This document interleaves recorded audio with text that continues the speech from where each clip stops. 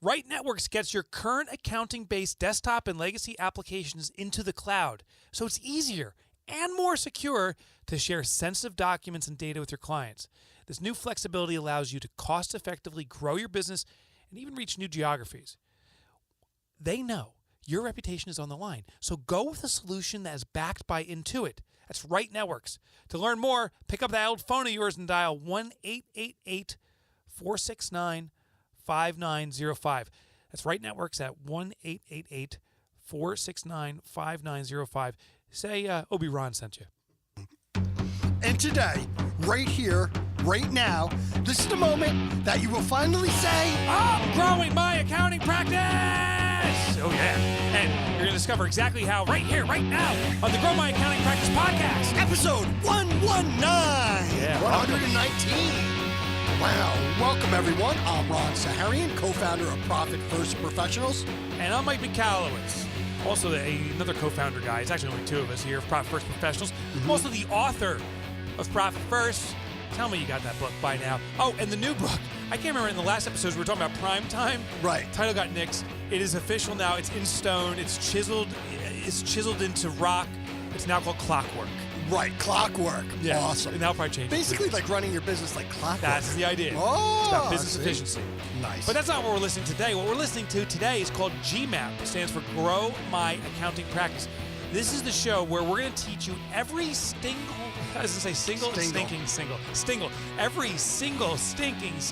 to growing your accounting and bookkeeping practice. And let me tell you, my friends, accounting bookkeeping has changed. You must move to a consultative model.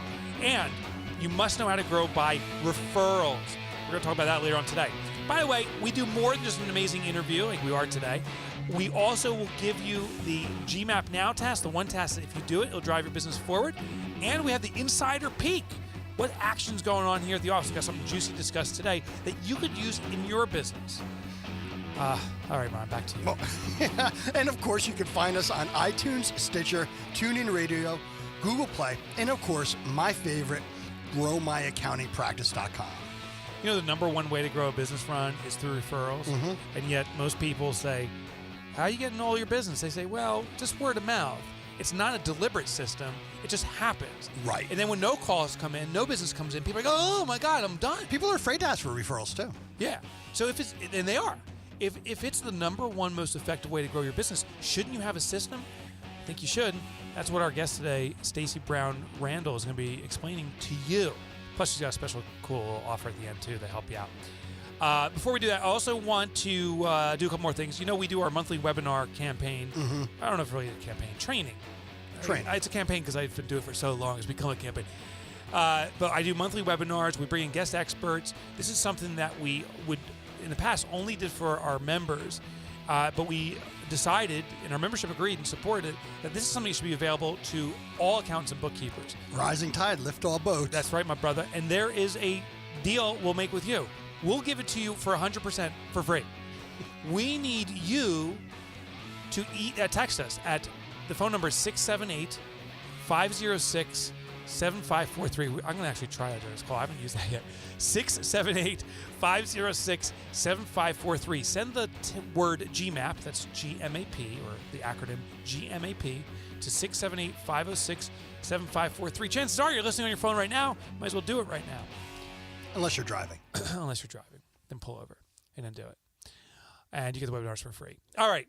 Fundbox, Nextiva, Receipt Bank, Right Networks. Those are all corporate partners of ours, all supporting this show because all those businesses can help you in your practice and, more importantly, possibly, help your clients grow their businesses too.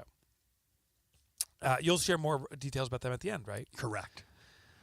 Her name is Stacey Brown Randall, and she has one focus in life. I mean, I hope it's not this exclusive one. I hope, but it's to help others avoid business failure. That is her professional focus. What Stacey learned when her first business failed, and through the years of researching successful businesses, has now figured out what is making all the difference for your business and for her business. She's going to teach you all of the secrets. The biggest one is being referrals. Now, one thing we like to do is before we invite our guests on is to share a couple achievements they've had. The number one achievement is her business failure, which I'll tell you, that is something that many entrepreneurs don't attribute success to, but it's so important to sometimes get your arse handed to you so that you learn the right ways to do things. And, of course, she's cracked the code to generating referrals without asking for them. That's the key. And we're going to show you how to do that in a second. We asked Stacey also, what's one unique thing about you? And she goes, though I'm from the South, I talk really fast, which is kind of odd. Stacey, welcome to the show, Fast Talker. Thank you guys for having me. Hopefully you can keep up. Yeah, we'll try. Well, we are in Jersey. We can do pretty well. But I don't hear the Southern accent. I don't hear the North Carolina accent with a little bit of the drawl there. Well, and it actually should be worse because I'm originally from South Carolina. But yeah. When I went off to college, I was going to be the next Katie Couric because, she eventually had to retire. And in a broadcast journalism degree, you actually take a class, so they kind of help you figure out how to drop your accent so you don't regionalize yourself when it comes to growing your broadcasting career. But here's what's funny about that, just as a quick aside, is you still have an accent. You just have an accent, which I would liken to the Northeast now, not Boston, but the Northeast. I mean, it's still an accent. It's just funny. So is this accent the one you're speaking with? Is this the kind of the generic media accent, so to speak? I don't know if people would say, oh, that's generic media. I just know that you have to lose some of those things that make you very regionalized, like the y'alls and things like that, and like drawing out your words. Now, to be honest, if I have a few drinks in me, you will hear my Southern accent. It is Sweet Home Alabama comes on out. Yeah. It's like the yo. That's awesome. Yo. My favorite accent actually is the Southern accent. Yeah. I love it. All right, let's get to the business at hand. You said something, or we said something about your bio, which is just shocking. You make an argument that you can get referrals, or you can build a system of getting referrals without asking for them. It seems like a total oxymoron.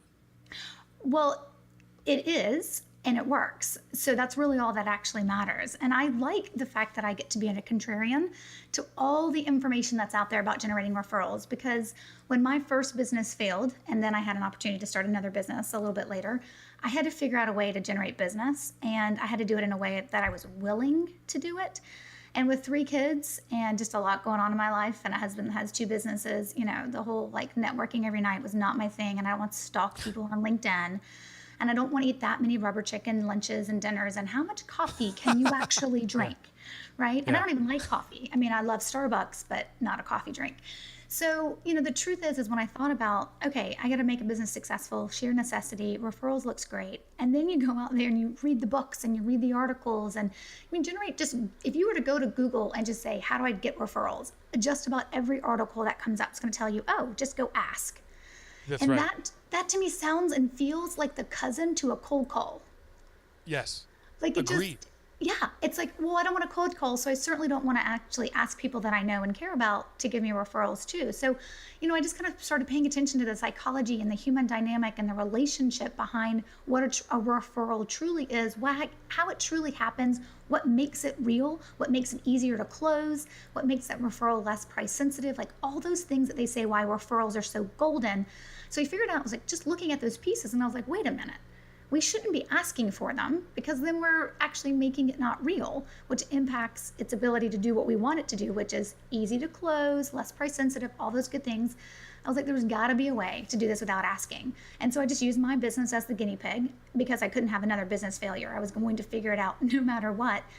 And then I started having some success with it. And then clients started saying, teach me that. So that's where I am today, is teaching other people how to generate referrals without asking. And I know I'm a contrarian. I know I'm not like most people out there talking about referrals. But I think it fits for a large number of people who don't want to ask, but still believe they deserve referrals.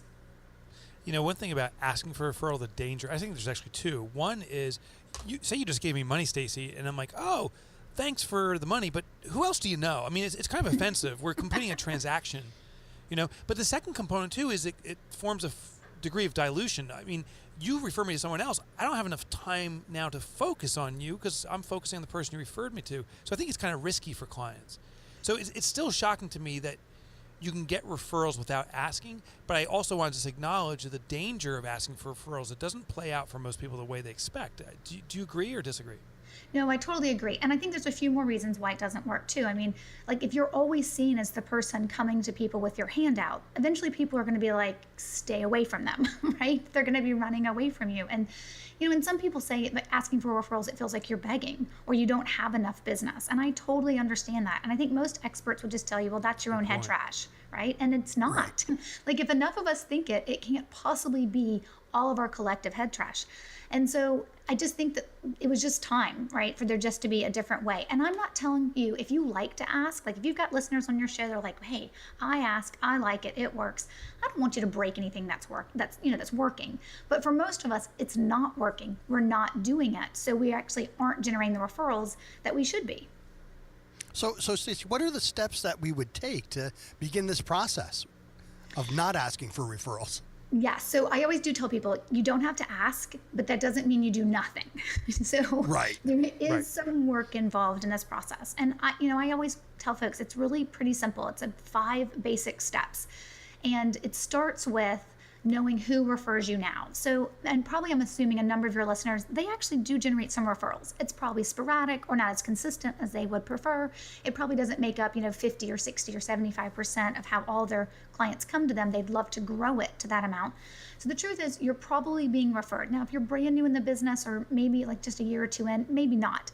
But for most people who've been in business, you have received some referrals. So I tell my folks, go through what I call IDing the who. Figure out who's referring you now, because that's your gold list. That's the list that is just, you got to treat them like gold because they're already in the habit of referring you. What you're going to find though is it's probably not enough people are on the list, or you're going to find that there's nobody on the list. That's the potential as well. And so it's figuring out not only who refers you, but who should be referring you. And then it's just a process, which I use the word experience to explain it. But if you think about it for how we do it, it's just a process we follow. But how it feels to your referral source, it's an experience you put them through that allows you to stay top of mind, because I'm not about keeping in touch. This is about staying top of mind. This is about building relationships. And this is about using the right language, or what I call planting referral seeds, to start building the habit with them to give you more referrals without you ever saying, hey, who do you know? And who should I be working with? And don't forget to send me all your friends. I don't want you saying that kind of language, but we do have to plant some seeds. But it all starts from a place of gratitude and being truly authentic and knowing. So I'm sorry. Yeah, no, I love that. I looked at it. It's similar to farming, planting the seeds to sow the referral. So how do you go about priming the pump, I guess, or how would you go about, once you have the list? Seeds. Yeah, planting those seeds. Yep, absolutely. So, what I tell folks is if you think about the philosophy behind referrals, it is that referrals only come from relationships. Relationships are built through connections, and connections are maintained through outreach, or what I call touch points.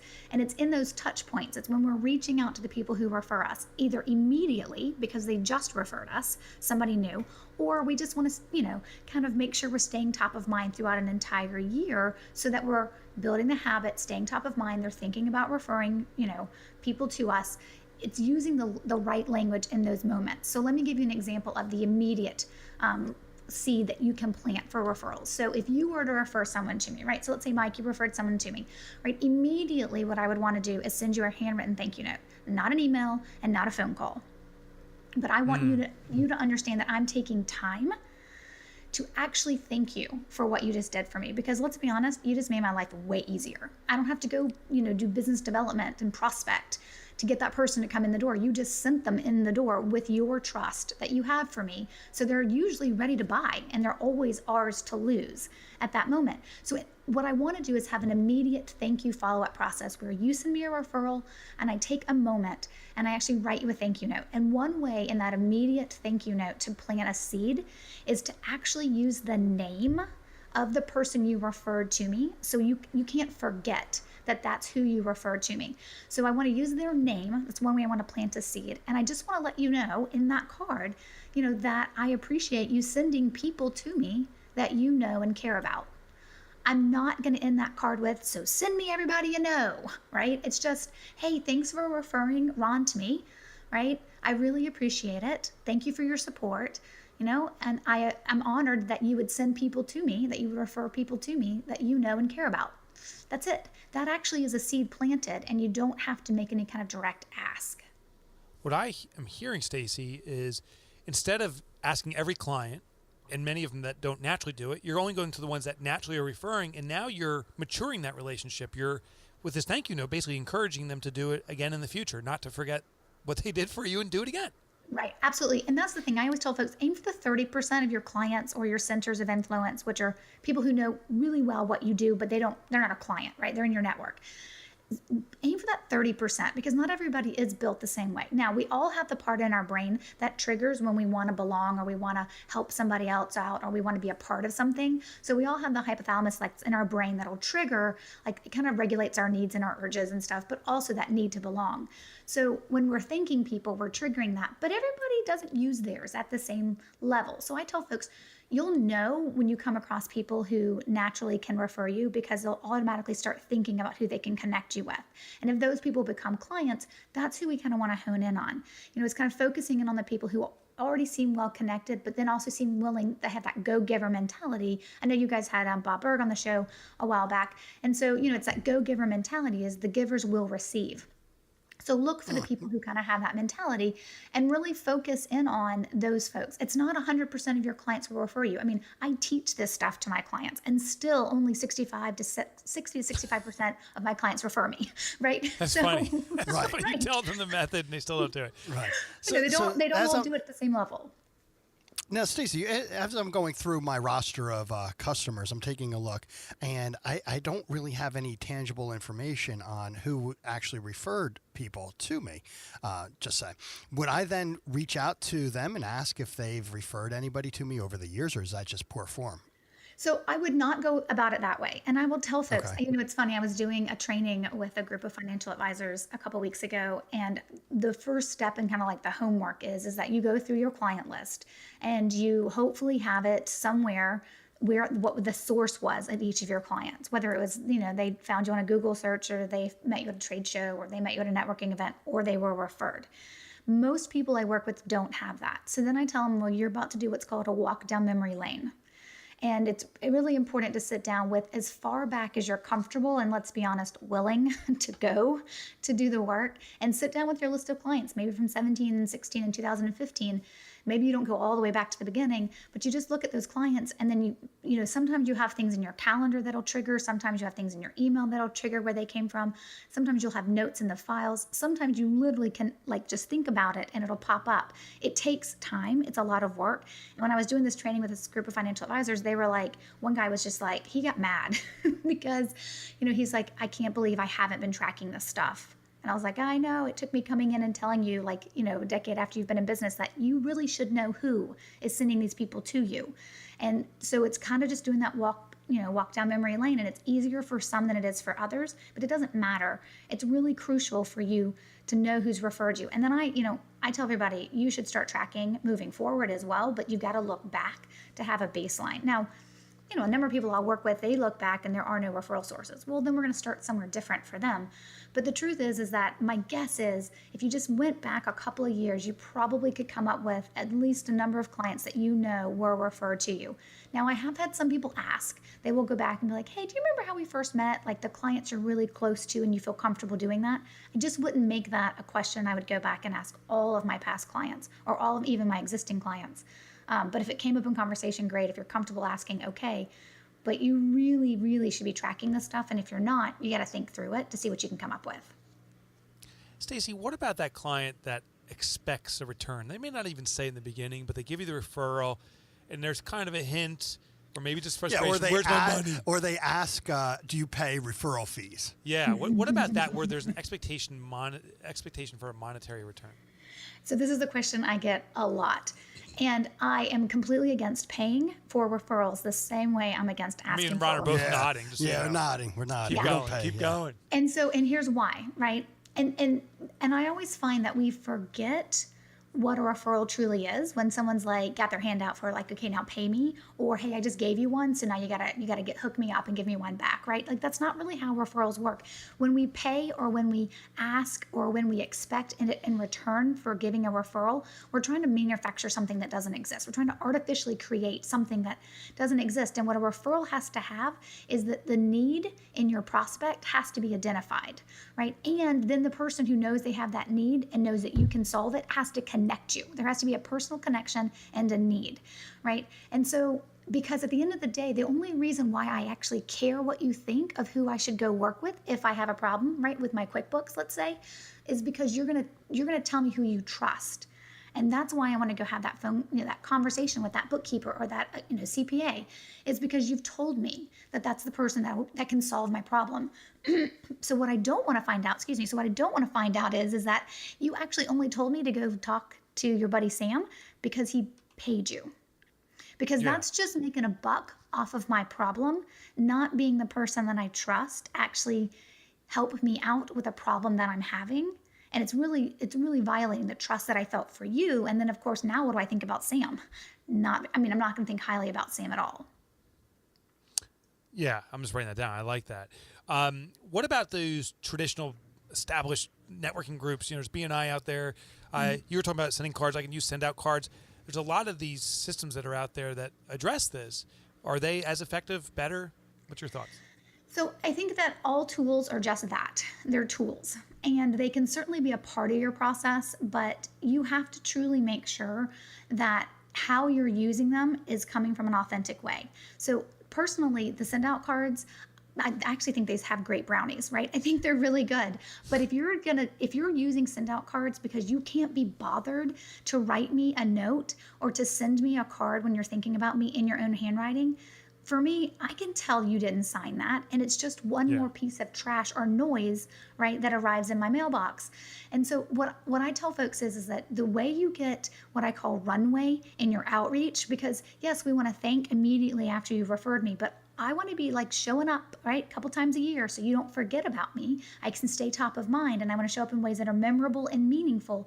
But at the end of the day, I better show up in a way that's very authentic, which means I better be willing to spend some time crafting a touch point, a note, something to you, a gift, whatever it is, inviting you to an event because I know it's something that you want. Now, I teach my students who go through my program like how to do this in a way so it's not overwhelming because it feels and sounds like a lot of work, and it's not, but I know it can sound that way.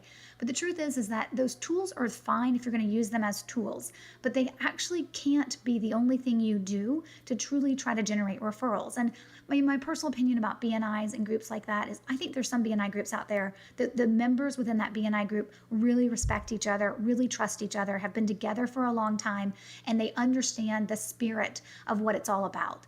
But typically a BNI group starts with, hey, we're going to get together in a group and we're going to be forcing referrals back and forth because it's mandatory.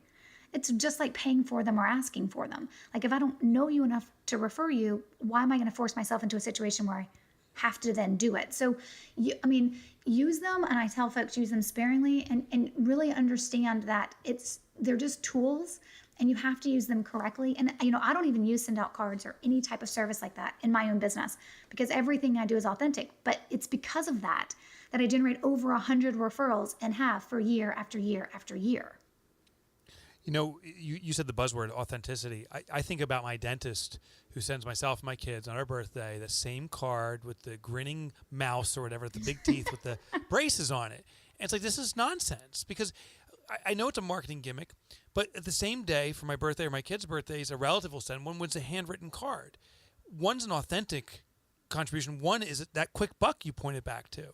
And I think it plays out, as you were saying, in cards at these networking events, at all these different things. Is the person just trying to make a quick buck off of this, or are they authentically interested in showing some form of reciprocity or care for the other person? Am I hearing that right? Yes, absolutely. You nailed it. I mean, and that's what it all comes down to. That's why I tell folks you probably don't need 50 to 100 referral sources that you feel like you have to now have go have this authentic relationship and keep building it with them and do these touch points.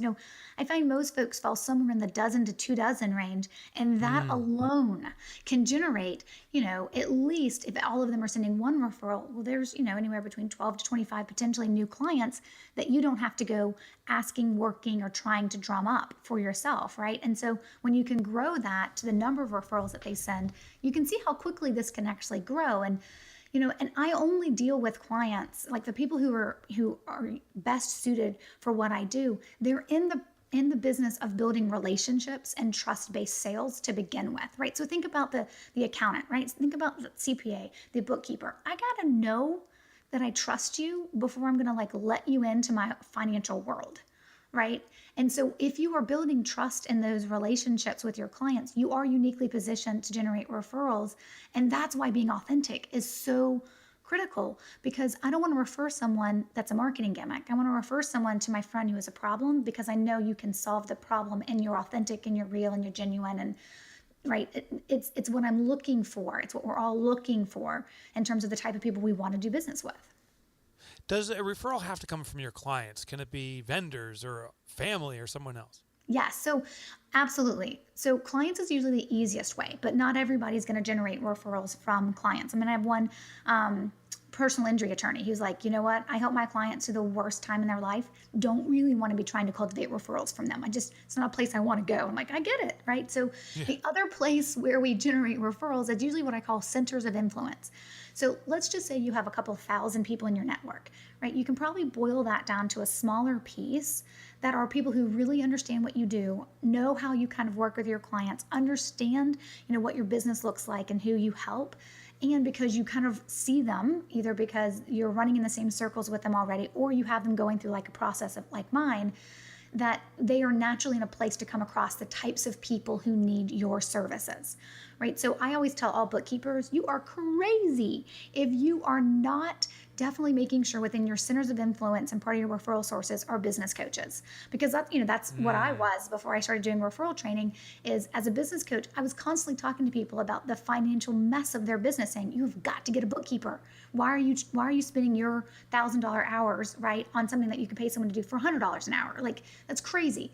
And so you have to kind of look for the people out there who are the right fit for that. But yes, it does not have to just be clients. It should also be your centers of influence.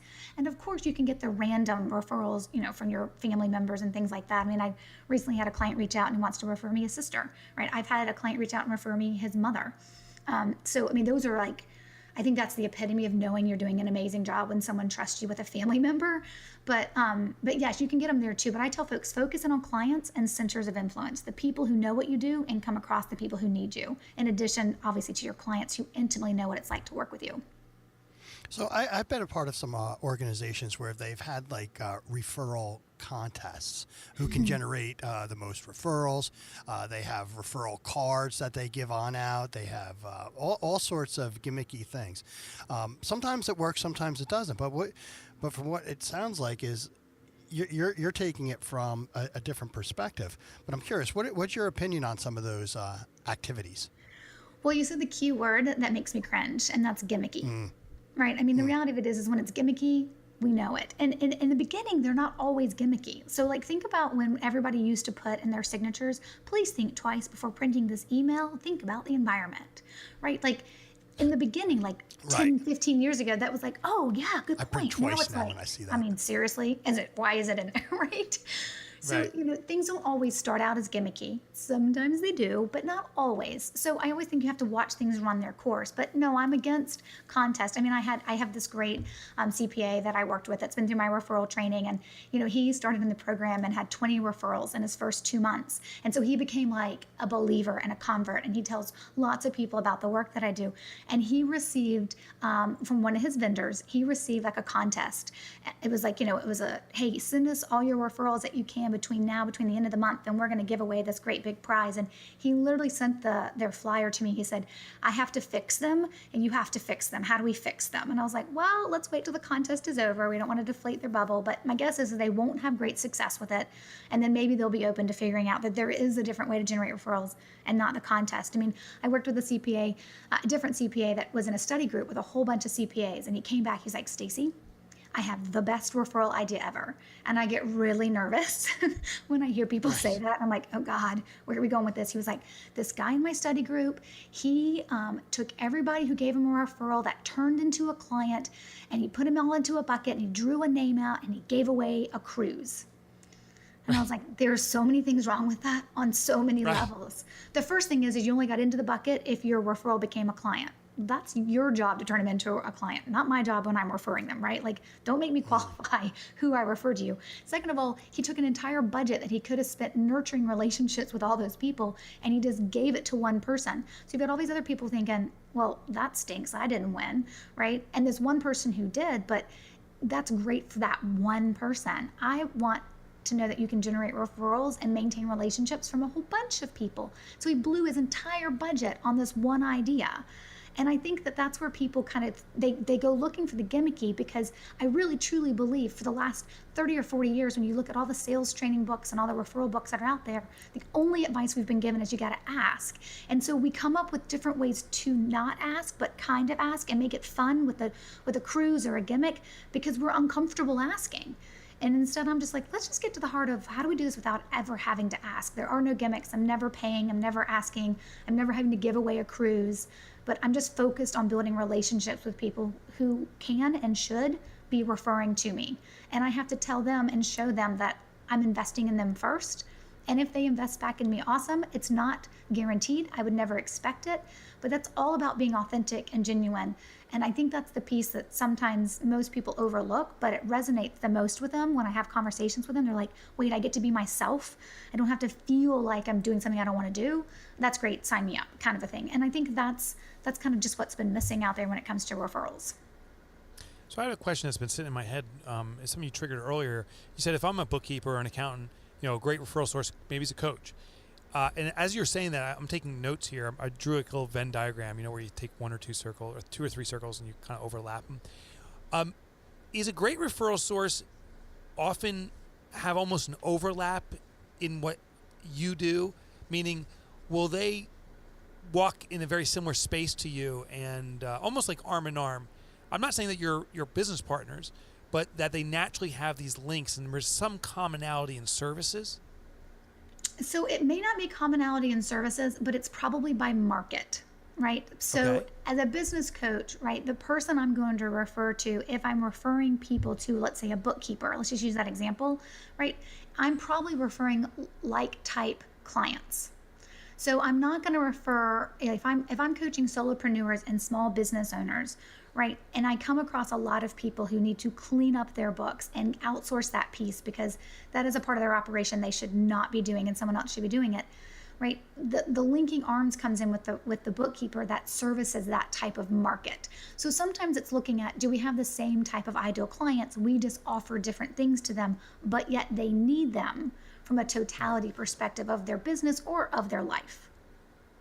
Gotcha. Okay. When we were talking offline, you said there was 5 steps. There was a 5-step process to generating referrals. I wrote down the first couple we were talking about. Knowing who the referral sources are, to IDing them. We talked about staying on top of mind with the business cards. The genuine thank you cards and so forth. Were there more steps, or did we kind of tackle them and I just didn't write them down properly? No. Well, we started to, and then we kind of went off to answer different questions. So let me just give them. Welcome to our show. It just digresses down rabbit hole after rabbit hole. Let's get back to the core 5. So we got 2. Give me some more. So let me give them to you just so it'll be really easier for your listeners to kind of have them in their head. So the first one is knowing who refers you, identifying who is referring you or who should be referring you. The second step is always making sure you have an immediate follow-up thank you process in place. And that kind of runs outside of anything else, but you should just always have that process in place. So we know who refers us and we're always thanking immediately when they refer us. Then we're building out a 12-month plan, right? So step 3 is kind of building out this 12-month plan. I call it the referral experience, but it's a plan, it's a process, right? And it's where the touch points are. What are you going to do to reach out to your referral sources, right? On an ongoing basis, not a stalker type basis, but an ongoing type basis where you can be what I call remembering your M&Ms, which is memorable and meaningful. So when you do something, be memorable and meaningful. And I can come back and give you an example, but let me give you the other couple of steps. So first step is knowing who refers you. Second step is having an immediate thank you follow-up process. The third step is building out an experience that keeps you top of mind, that shows you what are you going to be doing over the course of a year, because then I can also tell you how much it's going to cost, right? And what it looks like, and if it's going to have impact. The fourth step is making sure you're infusing and planting the right language and referral seeds. And there's language that you use if it's just a generic outreach touch point, if it's a very specific thank you one, if it's like you're inviting them to an event, what's that outreach, what's that language, what's that script that you use? If they sent you word of mouth buzz and you need to flip it into a referral, right? What's that language? It's all these kind of scripts and languages. It's kind of that fourth step. And then the fifth step is really easy. We just track and we measure, because we won't know it's working if we're not measuring it and we're not tracking it. So making sure we're paying attention to, yes, the number of referrals received, but did you take someone who gives you about one referral a year and now all of a sudden through this process they're giving you 4 or 5 a year? I want that tracked as well. So those are kind of those 5 steps. Know the who, make sure you have a follow-up process, always follow kind of a 12-month, year-long experience or plan of outreach, have the right language that you're planting referral seeds, and tracking and measuring. Awesome. But question is, how do I identify those that should be referral sources to me? Yes.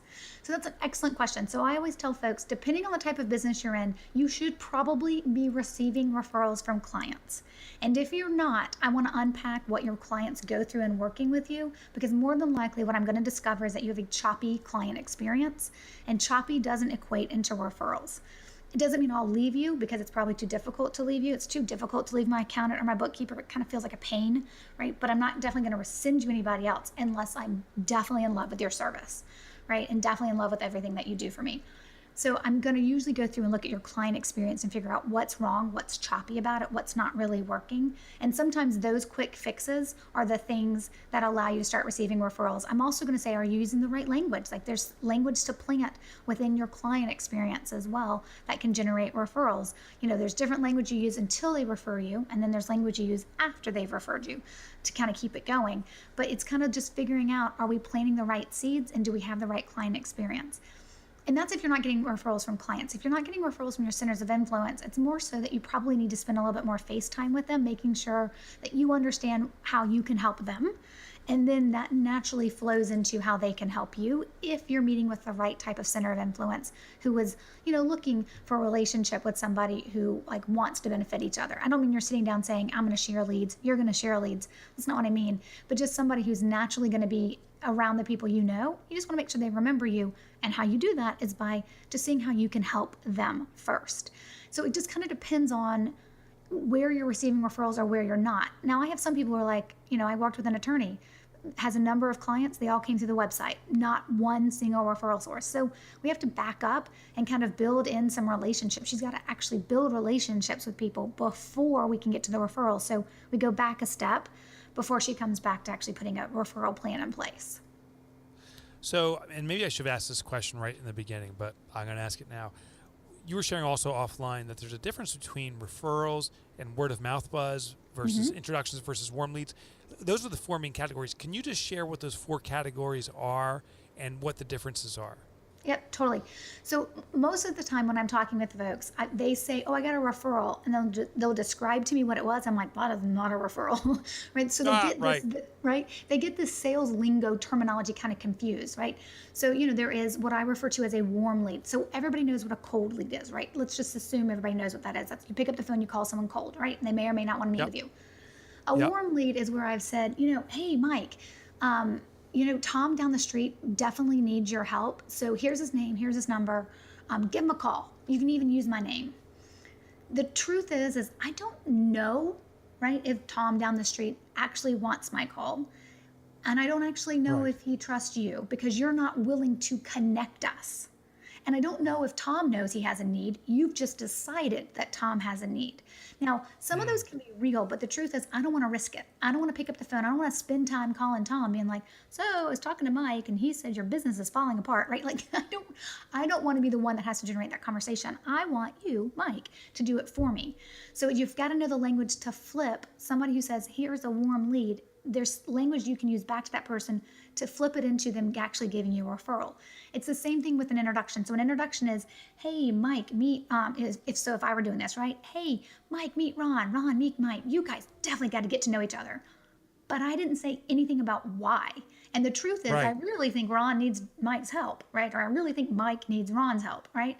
The truth is I didn't say that. I didn't identify the need. I made the connection, but I didn't identify the need that, no, you guys need to, you need to help each other. You need to work together, right? One of you needs to hire the other one.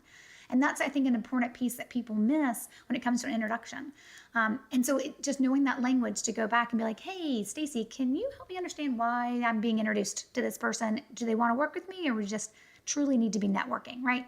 Yeah. And then you've got word of mouth buzz, which is points. So word of mouth buzz is so close to being referral, you can almost taste it, right? You can just reach out and grab it. But they didn't put you in control, because word of mouth buzz is, hey, Mike, I was just talking to my client, Mackenzie, about how awesome it is to work with you and how amazing you are. And I gave Mackenzie all of your contact information, so she's totally going to follow up. Let's be honest. I don't care how excited Mackenzie was that I told her that you're going to save her world and solve all her problems. She's busy, right? She's got a lot going on. So I identified Mackenzie's need, but I didn't connect you to her. So in reality, we don't really know if she's ever going to reach out. I didn't put you in the driver's seat of that connection, of really connecting you and making sure that you can now follow up with Mackenzie and have some kind of control. So you've got to have the need identified. Why am I connecting you to this person? This is why you need to use this person. It needs to be stated for all parties to understand, whether it's verbal or it's written in an email. And I have to actually connect you so that me, as a service provider, I can go follow up and kind of start that dialogue and start my process to seeing if they're a fit for a client. Gotcha. Believe it or not, time ripped by. Wow. So we got to rock and roll. But before we let you go, Stacey, I know that our listeners can get more information about what you provide, and I think you even have something a little special going on. Can you share details on that with us? Absolutely. So if your listeners will go to growthbyreferrals.com/GMAP, I have put together, so we talked about some of the things that I believe are the big no-nos when it comes to generating referrals. And so I've got what I call the 7 deadly sins of generating referrals. They can go to that page.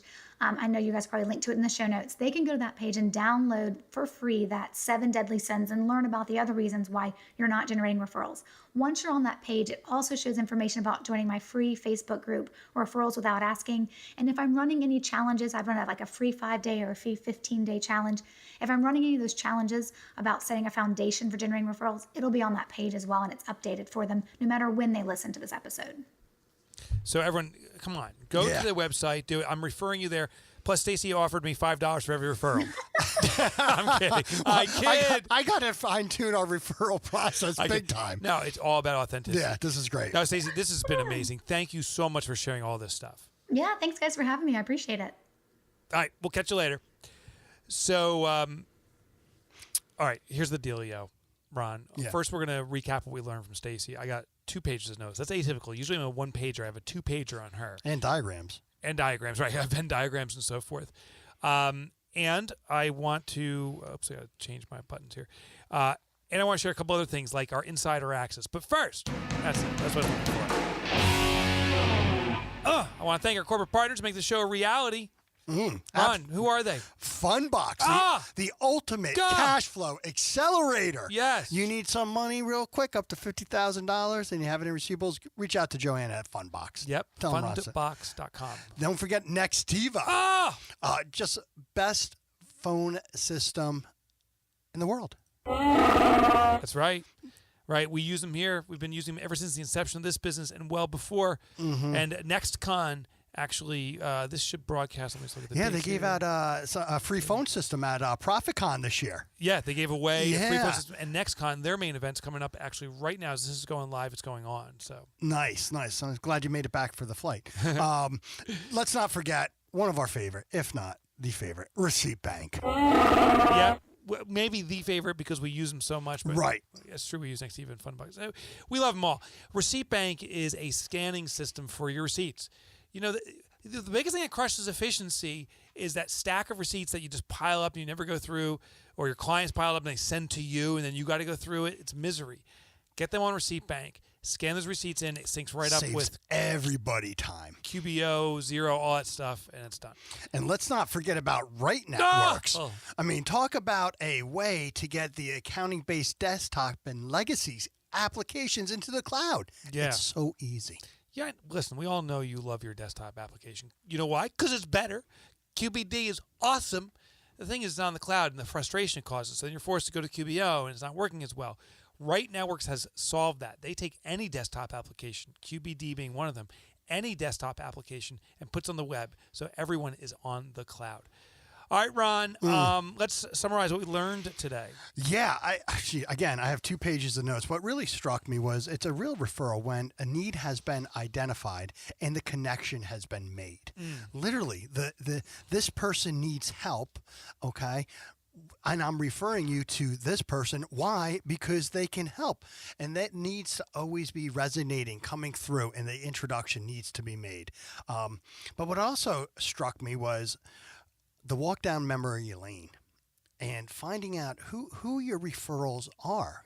Who are the people, your members, your customers who are referring people, and they are predispositioned to be helping out in that way. So really identifying those who are naturally contributing to referring people to you, I mean, that's it. Yeah, I love that. It's not everyone's going to give you It's referrals. not everyone. It's the old 80-20 rule. Yeah. You know, the big one for me was begging for business. I mean, you would never go to a customer of yours today and say, I need business, right? You would never do that. Say, Right. Hey, I need business. But what do? We go to them and say, hey, do you know someone? Because I need business. I mean, we actually are doing what we say we would never do. Right. When you go to a client and say, can you refer me to someone? You're saying, I need business. And clearly that's very putting off. Or off-putting. So I love that. That was my big takeaway is let's stop begging for business and let's just naturally seed it. As I've got lots of great ideas to tweak our program. Yeah, I saw you. That's good. We Yeah. need to. Okay. We want to do a little insider access. I had something lined up for us. We didn't discuss this in advance. Did you have something that you had planned?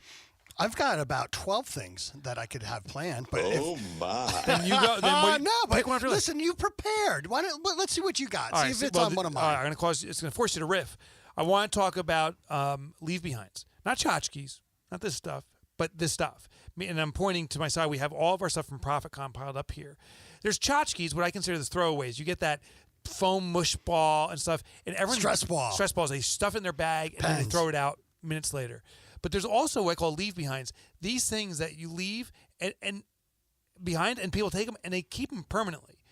We have mugs, we have wine glasses, and people keep these things. I wanted to talk about the impact this has had. So I'll start because I know I'm throwing you off. You didn't know the subject, and I want to get your feedback on it. I've seen from our membership, our clients, holding the mugs that say Profit First on it, and on their side says I eradicate entrepreneurial poverty. I've seen members toasting with their wine glasses. Right. The T-shirts we give. The blankets. The blankets, right, which became a wild success. We made these blankets with our logo in it. People actually use these items, but there's also almost an affinity toward the brand, and they're proud to show it, and that becomes the ultimate marketing. They're also memorable when we're handing them out. We're not giving them out as just swag per se. Right. They have meaningful slogans on it, or they're given during a meaningful time, so people remember that. Yeah, well, that's a good point. Right. It doesn't get just mailed to you, or you don't have to go buy a booth and just take it. It's actually given to you as a gift. So the retention rate for these items seems to be extraordinarily high, and people promote it. So our challenge to you, our listeners, is stop getting the stress ball, the fidgety, rigidity, whatever that thing's called. Get something that's memorable and impactful. People will hold on to that. They'll appreciate they gave it to you, and they may become a little marketing arm for you. Yeah, boom. Nice, Mikey Mike. Boom. Insider look. All right, GMAP Now task.